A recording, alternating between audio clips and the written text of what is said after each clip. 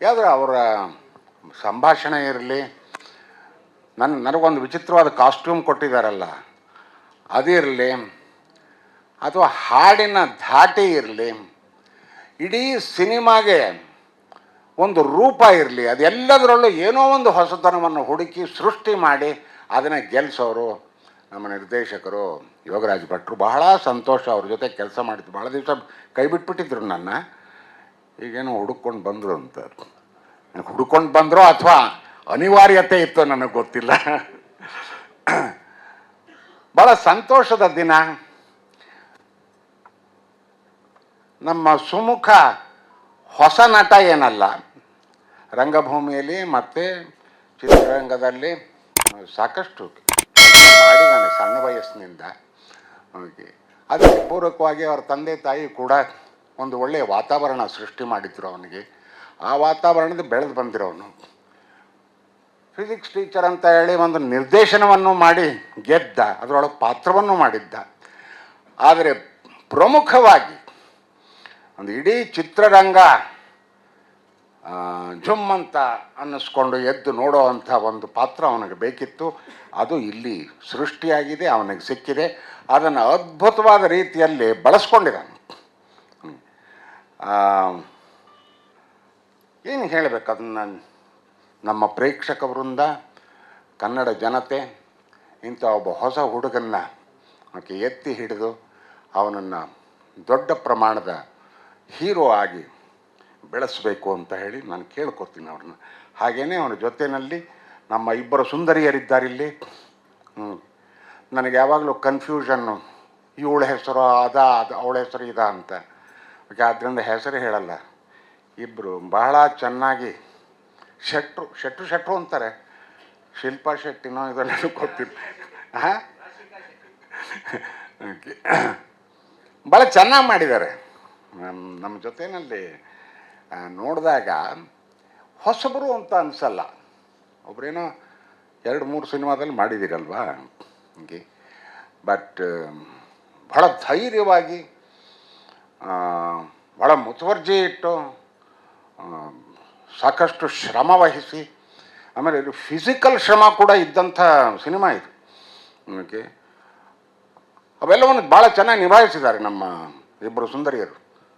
ಅವ್ರಿಗೂ ಕೂಡ ನಾನು ಶುಭ ಕೋರ್ತೇನೆ. ಹಾಗೆ ಇವತ್ತಿನ ದಿವಸ ಸಂಗೀತಕ್ಕೆ ಪ್ರಾಮುಖ್ಯತೆ. ಹಾಗೆ ಸಂಗೀತ ನನಗೆ ಅಷ್ಟೊಂದು, ಅದು ಬಹಳ ಹೈಲಿ ಟೆಕ್ನಿಕಲ್.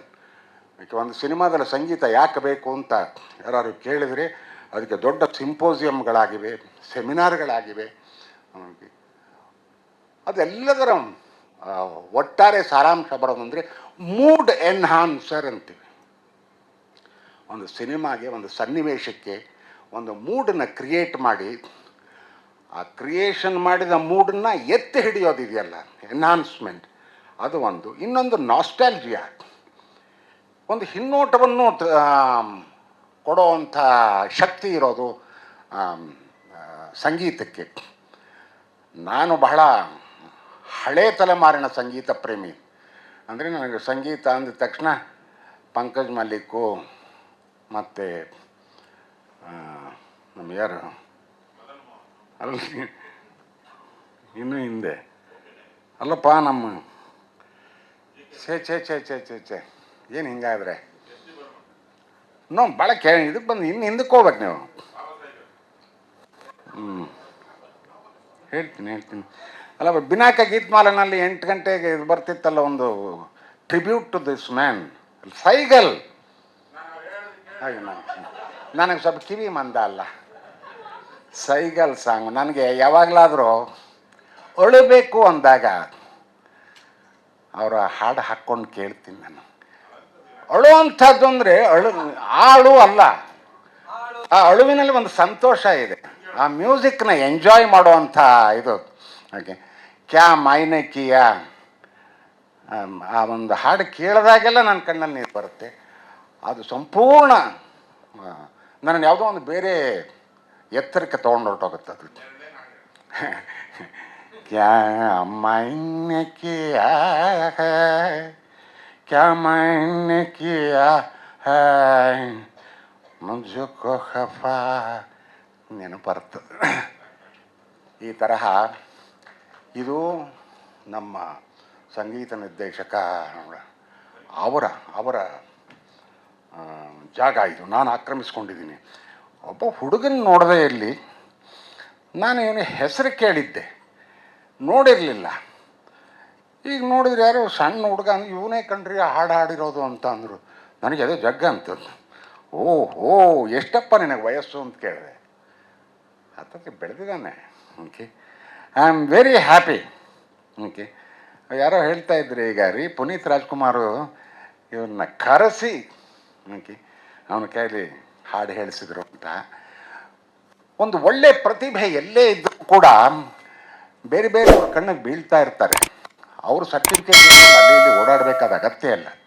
ಓಕೆ, ನಿಮಗೆ ಎಷ್ಟು ನೀಡಿದೆ, ಪ್ರೊಡ್ಯೂಸರು, ಡೈರೆಕ್ಟ್ರು, ಮ್ಯೂಸಿಕ್ ಡೈರೆಕ್ಟ್ರು ಇವ್ರಿಗೂ ಕೂಡ ಆ ತರಹದ ನೀಡಿದೆ. ಹೊಸ ಒಂದು ವಾಯ್ಸ್ ಬೇಕು, ಹೊಸ ಒಬ್ಬ ನಟ ಬೇಕು ಅಂತ. ಅವೆಲ್ಲದರ ಸಾಕಾರ ಆಗಿದೆ ಈ ಮನದ ಕಡಲು ಸಿನಿಮಾದಲ್ಲಿ. ಭಾಳ ಸಂತೋಷದ ವಿಷಯ. ಹೊಸಬರಿಗೆ ಶುಭವಾಗಲಿ. ಕೃಷ್ಣಪ್ಪನವರು ಮತ್ತು ಯೋಗರಾಜ್ ಭಟ್ರು ಇವರ ಕಾಂಬಿನೇಷನಲ್ಲಿ ಇನ್ನೊಂದು ದೊಡ್ಡ ಚಿತ್ರ ಮೂಡಿ ಬರಲಿ. ಓಕೆ, ಅದು ಕನ್ನಡ ಪ್ರೇಕ್ಷಕರಿಗೆ, ಕರ್ನಾಟಕದ ಜನತೆಗೆ ಮತ್ತು ಇಡೀ ಸಿನಿಮಾ ಜಗತ್ತಿಗೆ ಒಂದು ಒಳ್ಳೆಯ ಸಿನಿಮಾ ಸಿಕ್ಕಂಥ ಸಂತೋಷ ಸಿಗಲಿ ಅಂತ ಹೇಳಿ ನನ್ನ ಮಾತು.